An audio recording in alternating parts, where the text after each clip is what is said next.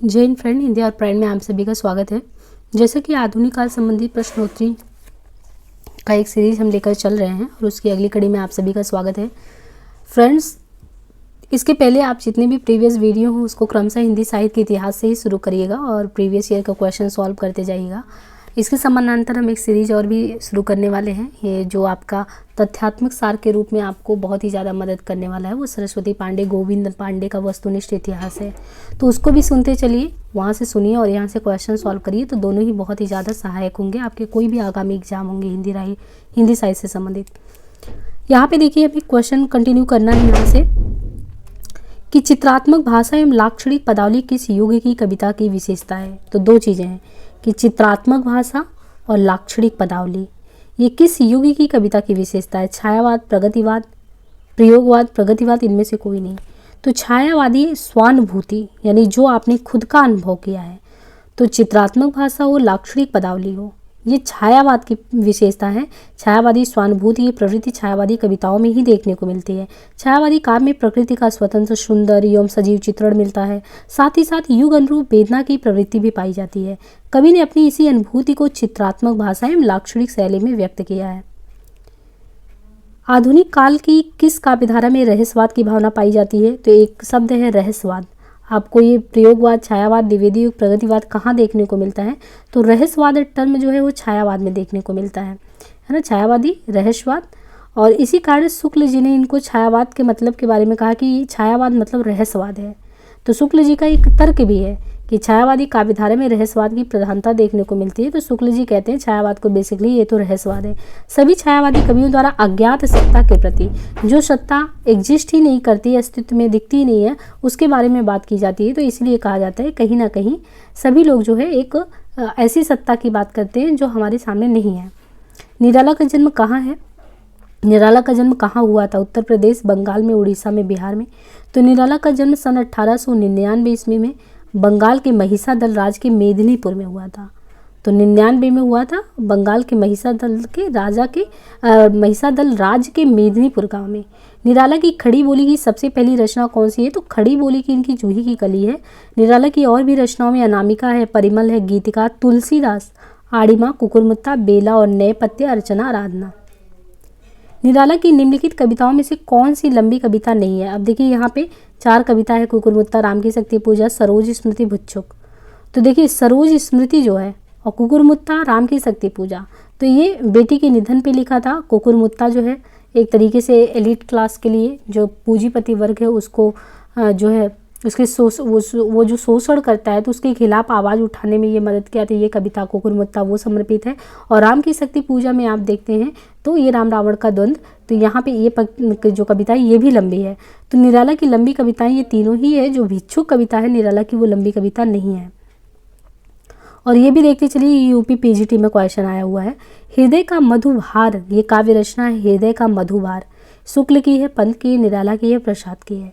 तो हृदय का मधुभार ये रचना किसकी है। तो हृदय का मधुभार, बुद्ध चरित, मनोहर छटा, आमंत्रण तथा प्रकृति बोध, ये रामचंद्र शुक्ल की प्रमुख काव्य कृतियाँ हैं। तो हमें ध्यान रखना है क्योंकि शुक्ल जी की काव्य कृतियाँ हैं हृदय का मधुभार, बुद्ध चरित, हृदय का मधुभार, बुद्ध चरित, मनोहर छटा, आमंत्रण, प्रकृति बोध। उर्वशी, वन मिलन, प्रेमराज, अयोध्या का उद्धार, शोकोच्छ्वास, बबरू वाहन, कानन कुसुम, प्रेम पथिक, महाराणा कमातो, चित्राधार, झरना, आंसू लहर, कामायनी, ये सभी जयशंकर प्रसाद की काव्य कृति है। अनामिका, परिमल, गीतिका, तुलसीदास, कुकुरमुत्ता, आड़िमा, बेला, नए पत्ते, अर्चना, आराधना, गीत पुंज, सांध्य काकली आदि जो है ये रचनाएं हैं निराला की काव्य कृतियाँ हैं। और इनके अलावा अगर देखें तो उच्छ्वास ग्रंथि, बीड़ा, पल्लव, गुंजन, युगांत, युगवाड़ी, ग्राम्या, स्वर्ण किरण, स्वर्ण धूलि, युगपथ, उत्तरा, कला और बूढ़ा चाँद, आतिमा, लोकायतन, चिदम्बरा, बीड़ा तथा सत्यकाम आदि प्रकृतिवादी सुकुमारी पंत की रचना है। सुकुमार कवि पंत की। पंचवटी प्रसंग काव्य के रचयिता, तो यहाँ पे है पंचवटी प्रसंग। पंचवटी प्रसंग के बारे में बताना है कि इस काव्य के रचयिता कौन है। पंचवटी प्रसंग कविता के रचयिता है पंडित सूर्यकांत त्रिपाठी निराला। पंचवटी प्रसंग है, इस कविता के रचयिता कौन है। सूर्यकांत त्रिपाठी निराला जी। यह दार्शनिक कविता निराला जी के पहले काव्य संग्रह परिमल में संकलित है। यानी जो पंचवटी प्रसंग कविता है निराला जी का, यह दार्शनिक कविता निराला जी का पहला काव्य संग्रह जो है परिमल उनका पहला काव्य संग्रह में अगर देखें तो परिमल है निराला जी के, और पंचवटी प्रसंग उसी में संकलित है। इसके अलावा अधिवास, भिक्षुक, विधवा, तुम और मैं, ये अन्य कविताएं भी परिमल में ही हैं। तो ये भिक्षुक कविता भी किस में है? परिमल में ही है। भिक्षुक भी जो है परिमल संग्रह में ही संकलित है। आकाश गंगा काव्य संग्रह है। आकाश गंगा बालकृष्ण शर्मा नबीन, राम कुमार वर्मा, भगवती चरण वर्मा, उदय शंकर भट्ट। तो आकाश गंगा रूप राशि, निशीथ तथा चित्ररेखा आदि डॉक्टर राम कुमार वर्मा के काव्य संग्रह हैं। तो यहाँ पे ध्यान देना है, आकाश गंगा काव्य संग्रह, आकाश गंगा रूप राशि, निशीथ तथा चित्ररेखा आदि डॉक्टर राम कुमार वर्मा के काव्य संग्रह। अपनी रचनाओं के माध्यम से डॉक्टर राम कुमार वर्मा ने सर्ववादी चेतना को व्यक्त करने का प्रयास किया है, जो प्रकृति के विभिन्न रूपों में मानवीकरण के रूप में लक्षित होता है और कहीं रहस्यवादी संकेतों के रूप में भी परिलक्षित होता है। कुमकुम, रश्मि रेखा, अपलक, क्वासी, हम बिस्पाई जन्म के, विनोबा अस्तवन, उर्मिला आदि बालकृष्ण शर्मा नवीन की काव्य रचनाएं। मधुकड़, प्रेम संगीत, मानो तथा एक दिन आदि भगवती शरण वर्मा की रचनाएं हैं। सप्तपर्णा किसकी कृति है? निराला, महादेवी वर्मा, प्रसाद पंत। तो यहाँ पे देखिए सप्तपर्णा, निहार, रश्मि, नीरजा, सांध्य यामा, दीपशिखा तथा सप्तपर्णा आदि आधुनिक युग की मीरा के नाम से प्रसिद्ध छायावादी कवित्री महादेवी वर्मा की कृतियां हैं। अनामिका है, परिमिल है, गीतिका, तुलसीदास, कुकुरमुत्ता, आड़िमा, बेला, नए पत्ते, अर्चना, आराधना, गीतकुंज, सांध काकली आदि छायावादी प्रमुख कवि महाप्राण निराला की काव्य कृतियां हैं। उर्वशी है, वनमिलन है, प्रेमराज है, अयोध्या का उद्धार है, शोकोच्छ्वास, बब्रुवान, कानन कुसुम, प्रेम पथिक, महाराणा का महत्व, चित्राधार, झरना, आंसू, लहर, कामायनी छायावाद के प्रवर्तक प्रसाद की लहर काव्य कृति है। उच्छ्वास ग्रंथ, बीड़ा, पल्लव, गुंजन, युगांत, युगवाड़ी, ग्राम्या, स्वर्णकिरण, स्वर्णधूलि, युगपत, उत्तरा, कला और बूढ़ा चाँद, आतिमा, लोकायतन तथा चिदम्बरा आदि प्रकृति के सुकुमार कवि पंत की रचनाएं हैं। रबड़ छंद या केचुआ छंद किस कवि की कविताओं को लक्ष्य करके कहा गया? किनकी कविताओं को ऐसा लगता है कि वो रबड़ छंद है और केचुआ है? तो छायावादी काव्य आंदोलन के अग्रणी कवि जो निराला जी हैं, निराला ने हिंदी कविता की परंपरागत जो छंदबद्ध लीक है, मतलब एक परंपरा जो बनी बनाई होती है, तो हिंदी कविता की जो बनी बनाई छंदबद्ध लीक थी, उससे हटकर मुक्त छंद में कविता लिखने का काम किसने किया था? निराला जी। तो जो परंपराई छंदबद्ध तरीका है उससे हटकर, लीक से हटकर मुक्त छंद में कविता लिखने का प्रयास किया, और इसी मुक्त छंद को ही आलोचकों ने कहा ये तो केचुआ छंद है, रबड़ छंद है। तो कोई भी व्यक्ति जब लीक से हटकर काम करता है तो लोग एक बार विरोध के स्वर जरूर मुखरित करते हैं। ऐसे में छंदबद्ध लीक से जब हटकर निराला जी अपनी कविता का लेखन करते हैं तो आलोचकों ने केचुआ छंद या रबड़ छंद से संबोधन किया, एक तरीके से उपहास उड़ाया। निराला को हिंदी साहित्य में मुक्त छंद का, तो इनको देखिए मुक्त छंद का प्रवर्तक कहते हैं, बाकी आलोचकों ने तो केचुआ छंद, रबड़ छंद ये सब कहा ही है। निराला ने कवित्व को हिंदी का जातीय छंद कहा है। तो निराला ने किसको हिंदी का जातीय छंद कहा है? तो कवित्व को कहा है हिंदी का ये जातीय छंद है। फ्रेंड्स, वीडियो को लाइक, शेयर, सब्सक्राइब करना बिल्कुल भी ना भूलें, है ना। कंटिन्यूअस ये सीरीज आपकी चलती रहेगी, जो भी आगामी परीक्षाएं उन सब के लिए आपके लिए मददगार होगी। जयशंकर प्रसाद की किस कृति को पहले ब्रज भाषा में तथा बाद में खड़ी बोली में रूपांतरित कर दिया गया? तो प्रसाद की ऐसी कौन सी कृति थी, कौन सी रचना थी जो पहले ब्रज भाषा में थी, बाद में उसे खड़ी बोली में रूपांतरित कर दिया? तो ब्रज भाषा से खड़ी बोली में प्रेम पथिक, झरना, कानन कुसुम, आंसू। हिंदी साहित्य के क्षेत्र में देखें तो छायावादी काव्य आंदोलन के अग्रणी कवि के तौर पर प्रसाद हैं। प्रेम पथिक 1914 ईस्वी में, ये काव्य जो थी प्रेम पथिक 1914 में आया था, ये ब्रज भाषा में थी। तो प्रेम पथिक 1914 ईस्वी नामक काव्य की रचना ब्रज भाषा में थी। प्रसाद ने प्रेम पथिक को बाद में, प्रेम पथिक को इन्होंने खड़ी बोली में कर दिया। कानन कुसुम 1913 ईस्वी में, झरना 1918 में, आंसू 1925 में रचित काव्य संग्रहों में बाद के संस्करणों में जो प्रसाद ने कुछ और भी कविताएं जोड़ी। प्रसाद द्वारा रचित अन्य प्रमुख रचनाओं में उर्वशी, वनमिलन, प्रेमराज, अयोध्या का उद्धार, शोकोच्छ्वास, बब्रुवान, महाराणा का महत्व, चित्राधार, लहर तथा कामायनी इत्यादि है।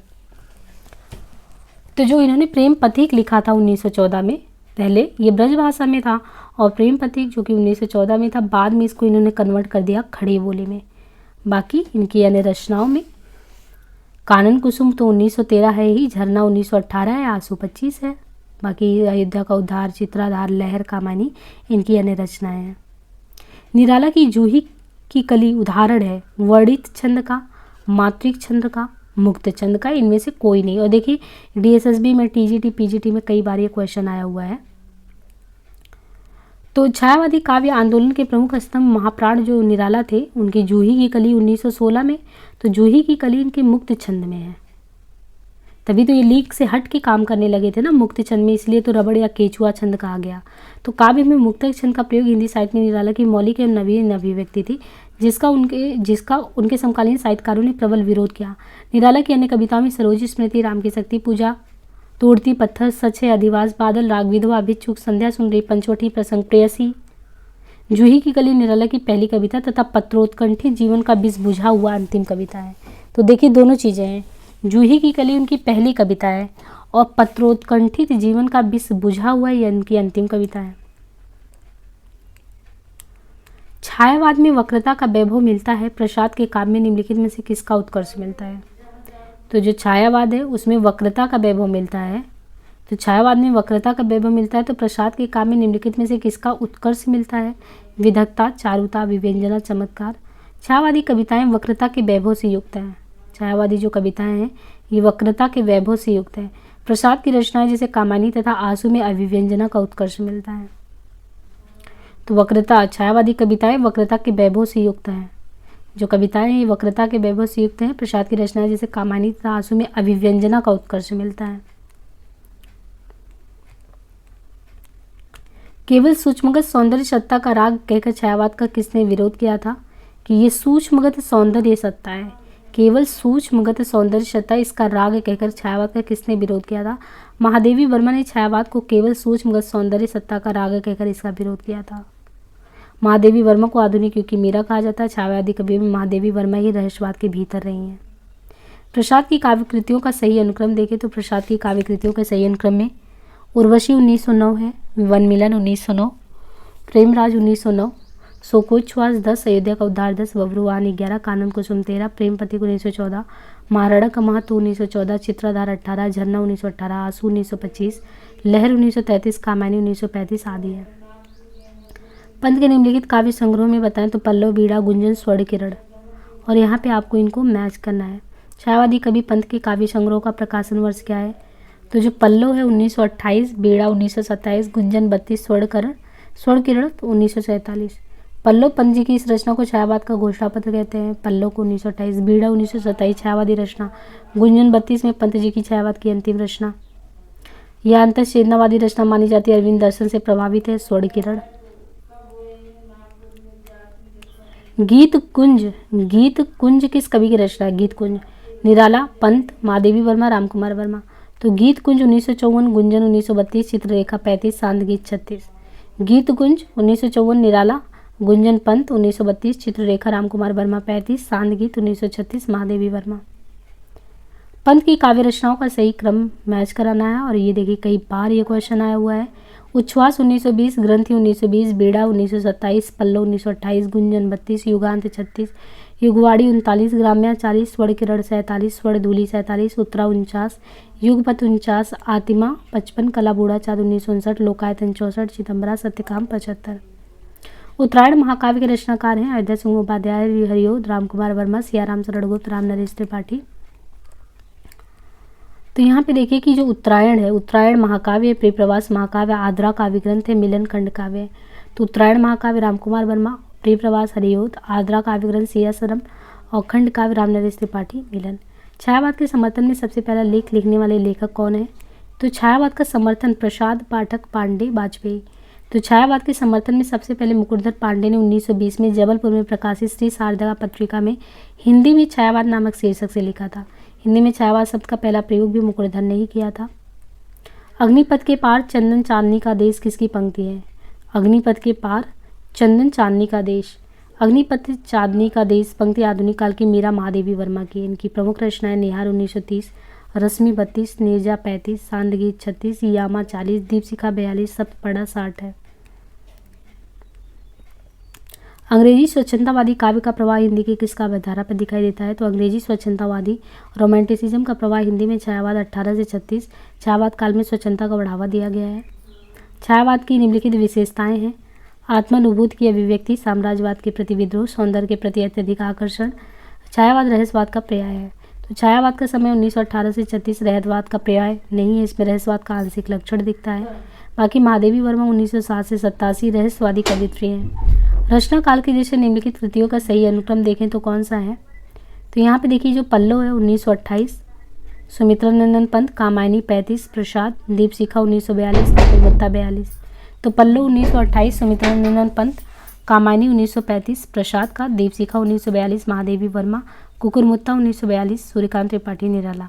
जयशंकर प्रसाद कृत कामायनी 1935 एक महाकाव्य है, छायावाद का उपनिषद भी कहते हैं। समरसतावाद आनंदवाद से प्रभावित, इसमें 15 सर्ग एवं तांत्रिक छंद का प्रयोग मिलता है। जूही की कली जो कविता है, वो जूही की कली कविता के कवि कौन है? पंत, प्रसाद, निराला, महादेवी। तो जूही की कली 1916 निराला, गिरजे का घंटा 1916 पंत, सावन पंचक 1906 प्रसाद, जग बेसुध जग महादेवी वर्मा। उपयुक्त सभी कविताएं कवियों की प्रथम रचना है। प्रथम प्रभात 1918 प्रसाद की प्रथम छायावादी कविता है। जूही की कली 1916 निराला की पहली कविता जिसे महावीर प्रसाद द्विवेदी ने अश्लील कहकर सरस्वती में नहीं छापा था। सॉरी।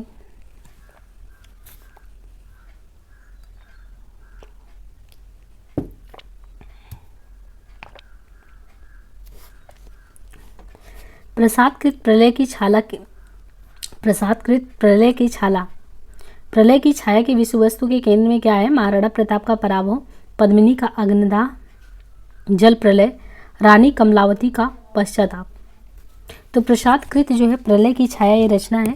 जयशंकर प्रसादकृत प्रलय की छाया की विषय वस्तु रानी कमलावती का पश्चाताप है। इस कविता में अलाउद्दीन गुजरात के गुर्जर नरेश को पराजित करके उनकी पत्नी कमलावती को दिल्ली लाता है, जहां रानी बंदी के रूप में पश्चाताप करती है और पश्चाताप करते हुए जीवन व्यतीत करती है। ये रचना पहली बार 1931 में हंस पत्रिका में छपा था, बाद में लहर 1933 नामक काव्य संग्रह में संकलित किया गया।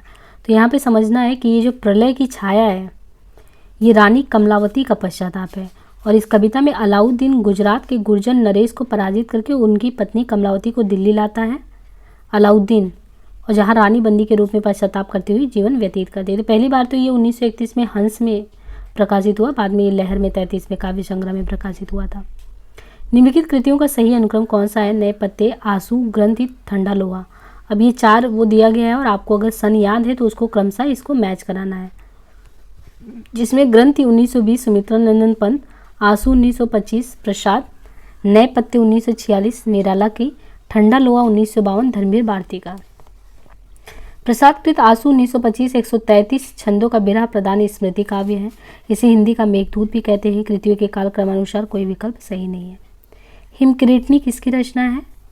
तो यहाँ पे देखिए हिमकिरीटनी जो है माखनलाल चतुर्वेदी 1889 से 1968, माखनलाल चतुर्वेदी 1889 से 1968 की काव्य रचना है। हिमकिरीटनी 1943, हिम तरंगिणी 1949, माता 1951, समर्पण 56। तो माखनलाल चतुर्वेदी जो है ये 1889 से 1968 इनकी काव्य रचनाओं में हिमकिरीटनी है 43, हिम तरंगिणी है 49, माता 1951, समर्पण 1956। हिम तरंगिणी पर 1955 में इन्हें साहित्य अकादमी पुरस्कार भी मिला था। बालकृष्ण शर्मा नवीन 1897 से 1960 की काव्य रचनाओं में देखें तो कुमकुम 1939 से, रश्मिरेखा, पलक, क्वासी, हम बिस्पाई जन्म के, विनोबा, स्तवन, उर्मिला। ये इसमें देखिए बालकृष्ण शर्मा नवीन का जो समय है 1857 से 1960, इसमें ये रचना जन्म के, विनोबा, उर्मिला, हम बिस्पाई जन्म की, ये सब बहुत इंपॉर्टेंट है। कुमकुम भी कई बार पूछा गया, कुमकुम रचना किसकी है? बालकृष्ण शर्मा नवीन की है 1939 ईस्वी। अयोध्या सिंह उपाध्याय जो है 1865 से 1947 इनकी काव्य रचनाओं की बात करें तो अयोध्या सिंह उपाध्याय का है कृष्ण शतक 1882, रसिक रहस्य 1899। तो कृष्ण शतक 1882, रसिक रहस्य 1899, प्रेमाम्बु वारिधि 1900, प्रेम प्रपंच 1900, प्रेमाम्बु प्रश्नवर्ण 1901, प्रेमाम्बु प्रवाह 1901, प्रिय प्रवास 1914, चोखे चौपते 32, फूल पत्ते 35, चुभते चौपते 1924, पद्म प्रसून 1925, बोल चाल 1928, रस कलश 31, पारिजात 37, कल्पलता 37, ग्राम गीत 1938, सतसई 40, वैदेही वनवास 1941, मर्मस्पर्श 1956। निम्नलिखित काव्य कृतियों का सही अनुक्रम क्या है? अनामिका, पल्लव, भारत भारती, दीपशिखा। तो हमें यहाँ क्रम से लगाना है काव्य रचनाओं को। यहाँ पे देखिए भारत भारती 1912 ईस्वी, मैथिली शरण गुप्त, पल्लव 1928 सुमित्रा नंदन पंत, अनामिका 1923 पहला और दूसरा, निराला का। दीपशिखा 1942 महादेवी वर्मा जी का। अनामिका संशोधित जो है उसका प्रकाशन 1938 ईस्वी में हुआ था। भारत भारती 1912 ईस्वी लिखने पर महात्मा गांधी ने मैथिली शरण गुप्त को राष्ट्रकवि कहा था। तो ये भारत भारती ही था जो 1912 में लिखा गया और जिसकी वजह से महात्मा गांधी ने मैथिली शरण गुप्त को राष्ट्रकवि कहा था। निम्नलिखित कवियों पर कृतियों को सुमेलित यानी निम्नलिखित कवियों को कृतियों से सुमेलित करना है। सुमित्रानंद पंत, प्रसाद, निराला, बच्चन।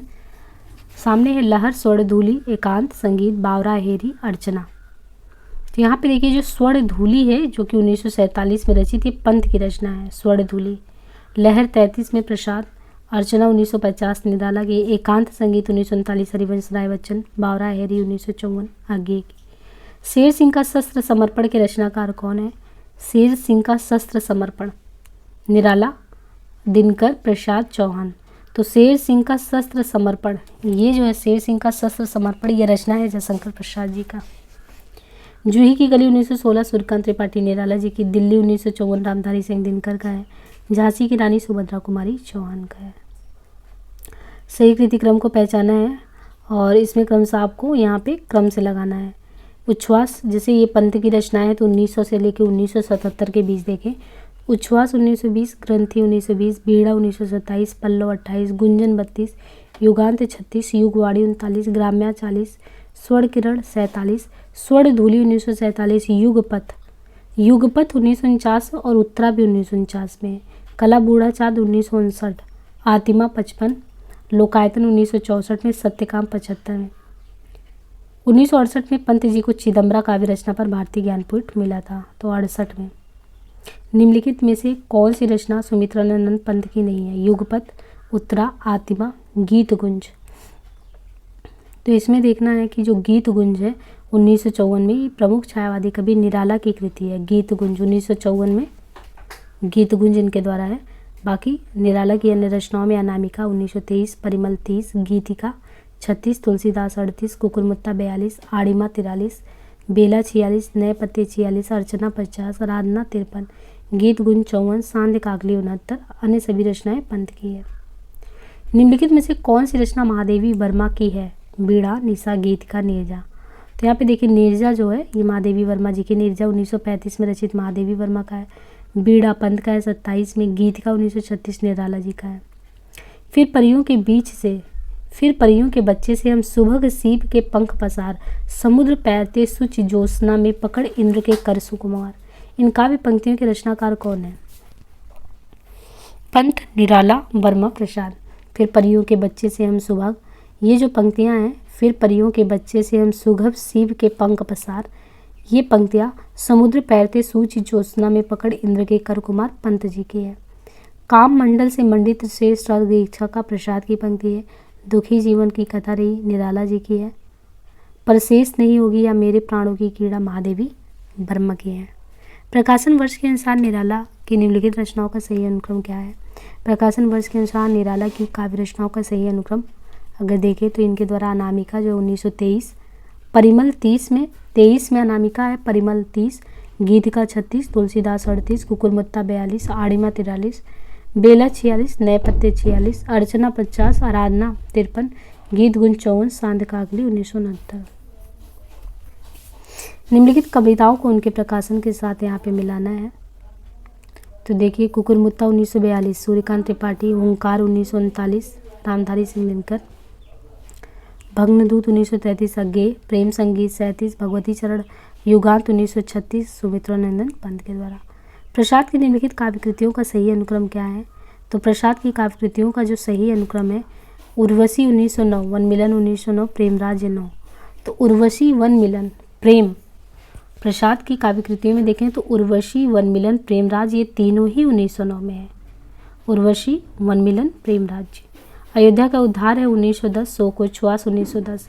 तो उर्वशी, वन मिलन, प्रेम राज ये तीनों एक समय में है। अयोध्या का उद्धार 1910, सो को छुआस 1910, बबरुआन 1911, कानन कुसुम 13, प्रेम प्रतीक 14, महाराणा का महत्व 14, चित्राधार 1918, झरना आंसू 1925, लहर 33, कामायनी 1935। काम मंगल से मंडित श्रेष्ठ सर्ग इच्छा का है परिणाम, तिरस्कृत कर उसको तुम भूल बनाते हो असफल भवधाम। ये पंक्ति कामायनी से है। कामायनी जो कि 15 सर्गों में विभक्त रचना है। तो ये जो है पंक्ति जो है वही कामायनी से उद्धृत पंक्ति है।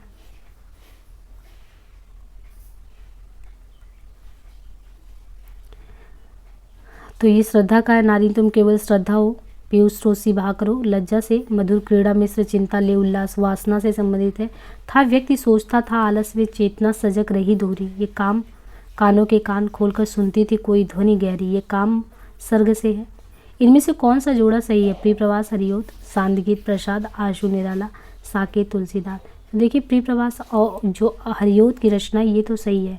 बाकी शांत गीत महादेवी वर्मा का है, आंसू महादेव जयशंकर प्रसाद का है, साकेत जो है मैथिली शरण गुप्त के द्वारा रचित रचना है। निम्न में से कौन सी रचना एवं इसके रचनाकार का युग में सही नहीं है? कविता कौमुदी राम नरेश त्रिपाठी, हिमकिरीटनी चतुर्वेदी, हल्दी घाटी श्याम नारायण पांडे, रसवंती सिया राम शरण गुप्त। तो जो ये रसवंती है ये सिया राम शरण गुप्त रचना एवं उसके रचनाकार का युग में सही नहीं है। रसवंती रचना के रचनाकार दिनकर है। रामधारी सिंह दिनकर राष्ट्रीय सांस्कृतिक काव्यधारा के कवि। इनकी प्रमुख रचना में रेणुका, ओंकार, द्वंद्व गीत, कुरुक्षेत्र, सामदेनी, उर्वशी, रश्मिरथी, परशुराम की प्रतीक्षा, इतिहास के आंसू, धूप और धुआं, दिल्ली, नीम के पत्ते, नील कुसुम, हारे को हरिनाम। इनमें से कौन सा जोड़ा सही है? तो यहाँ पे देखिए दिया है महादेवी वर्मा के सामने निहार, गुप्त के सामने कामानी, पंत तोड़ती पत्थर, निराला साकेत। तो यहाँ पे रचना और रचनाकार के सामने मैथिली शरण गुप्त साकेत, पंत चिदम्बरा, निराला तोड़ती पत्थर, प्रसाद कामायनी। कौन सा कवि छायावादी नहीं है? जायसी, मलिक मोहम्मद जायसी। तो निराला, प्रसाद, पंत, जायसी में कौन से हैं जो छायावादी नहीं है? तो जायसी जो है इनको हम लोग पढ़ते हैं भक्ति काल प्रेमाश्रयी शाखा में, भक्ति। और बाकी ये निराला हैं, पंत हैं, प्रसाद है, ये तो छायावादी कवि है, छायावादी स्तंभ के रूप में भी हम जानते हैं। छायावाद के प्रमुख कवियों में किसके गीतों में मधुर वेदना की मर्म अभिव्यक्ति अधिक देखने को मिलती है? तो ये छायावादी कवित्री जो है महादेवी वर्मा, इनके गीतों में मधुर वेदना की मर्म अभिव्यक्ति ज़्यादा ही देखने को मिलती है। वे कहती भी हैं कि मैं नीर भरी दुख की बदली। इसी के आधार पर इन्हें आधुनिक काल के अगर देखें तो मीरा भी कहा जाता है। अन्य छायावादी कवियों को जिन विशेषताओं से अभिहित किया जाता है, प्रसाद सौंदर्य एवं प्रेम के कवि, पंत प्रकृति के, निराला ओज और दात एवं विद्रोह के कवि। अनामिका काव्य किनके द्वारा रचित है? अनामिका काव्य निराला द्वारा रचित है। सूर्यकांत त्रिपाठी निराला की छायावादी युगीन अन्य रचनाओं में परिमल, गीत का तुलसीदास भी है। छायावाद की पहली रचना कौन सी मानी जाती है? पल्लव, कामानी, लहर, झरना। तो छायावाद की पहली रचना झरना मानी जाती है। शुक्ल ने छायावाद का प्रारंभ कब से माना है? देखिए पहली रचना जो छायावाद में वो झरना को मानी जाती है और शुक्ल ने छायावाद का प्रारंभ 1918 से माना है, क्योंकि छायावाद के प्रमुख कवियों में पंत, प्रसाद, निराला ने। तो यहाँ पे ध्यान रखना है शुक्ल जी ने कहा है कि 1918 में, बाकी झरना पहला हो गया है। बाकी लगभग इसी वर्ष लिखना शुरू किए थे और भी जो भी हैं कवि, और 1918 में प्रसाद का झरना आया ही था, तथा निराला की प्रसिद्ध कविता जूही की कली 1916 में प्रकाशित हुआ। पंत के पल्लों की कुछ कविताएं भी 1918 में ही आई थी। प्रसाद की कामानी 1935 में आया। निम्न में से कौन सी रचना महादेवी वर्मा की नहीं है? यामा, आंगन के पार द्वार, नीरजा, दीपशिखा।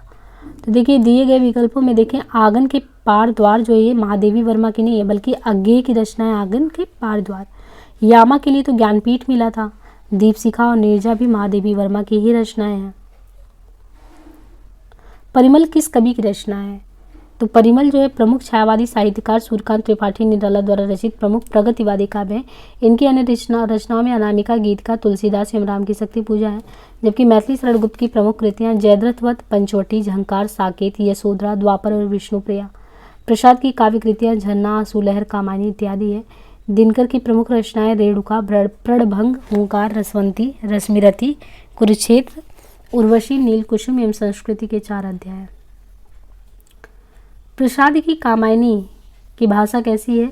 तो प्रसाद द्वारा रचित जो कामायनी है, कामायनी की भाषा खड़ी बोली है। कामायनी का प्रकाशन वर्ष 1935 में है। 15 सर्गों में विभक्त महाकाव्य है। आंसू लहर हिंदी खड़ी बोली में प्रगीत की गई है। गीतिका के रचनाकार का नाम क्या है? गीतिका अनामिका, तुलसीदास, सरोज स्मृति, राम की शक्ति पूजा, परिमल, जूही की कली, अधिवास, पंचवटी प्रसंग, विधवा, बिच्छू, कुकुरमुत्ता, ये सभी निराला जी की रचनाएं हैं। बाकी आंसू, झरना, लहर, उर्वशी, करुड़ाले, कानन कुसुम प्रसाद की है। ग्रंथ, बीड़ा, पल्लव, गुंजन, ग्राम्या, युगांत, चिदम्बरा, लोकायतन पंत की है। और इनके अलावा अगर देखें तो पूजा फूल, कानन कुसुम, प्रेम बंधन, आंसू, ये मुकुटधर पांडे का है। तो मुकुटधर पांडे जिनको छायावाद के प्रवर्तक के तौर पे भी देखते हैं, प्रस्तोता पहले है तो पूजा फूल कानन कुसुम, प्रेम बंधन आंसू इनकी रचनाएं हैं। रविंद्र कविता कानन, ये इसके लेखक कौन है? रविंद्र कविता कानन। निराला, गुप्त, अरियोत, प्रसाद। तो रविंद्र कविता कानन जो है इसके लेखक है निराला जी। निराला जी की अन्य प्रमुख रचनाओं में अनामिका, परिमल, गीतिका, तुलसीदास, जूही की कली, गीतिका, आड़िमा, सरोज स्मृति, राम की शक्ति पूजा, कुकुरमुत्ता आदि है। कामानी, आंसू लहर, झरना, प्रेम पथिक प्रसाद की है। साकेत, भारत भारती, यशोधरा, जयद्रथवध, मैथिली शरण गुप्त की रचनाएं हैं। प्रिय प्रवास, वैदेही बनवास, रस कलश, चोखे चौपते, पद्य प्रसून, ये अयोध्या सिंह उपाध्याय द्वारा रचित रचनाएं हैं। तो यहाँ पे हमने करीबन आधुनिक काल से संबंधित 600 क्वेश्चन कर लिए हैं। अभी ये सीरीज कंटिन्यूअस चलती रहेगी, अभी काफ़ी क्वेश्चन है, तो बाकी नेक्स्ट पार्ट में देखेंगे। और हिंदी और प्राइड करके टेलीग्राम है, वहाँ से कनेक्ट होकर PDF आप प्राप्त कर सकते हैं। PDF जब लेक्चर ख़त्म हो जाता है लगभग, तो लास्ट में PDF प्रोवाइड कर दिया जाता है। बाकी इससे पहले भी जितने वीडियोज़ कराए गए हैं, ये कड़ी शुरू हुई थी हिंदी साहित्य के इतिहास से, आदिकाल, फिर भक्तिकाल, रीतिकाल, तो अभी चल रहा है भक्तिकाल, अभी चल रहा है आधुनिक काल, तो ये क्रमशः चलता ही रहेगा। तो इससे पहले के वीडियोज़ के PDF आपको वहाँ पे दे दिए गए, बाकी इसके भी दे दिए जाएंगे। आज के लिए इतना ही, धन्यवाद।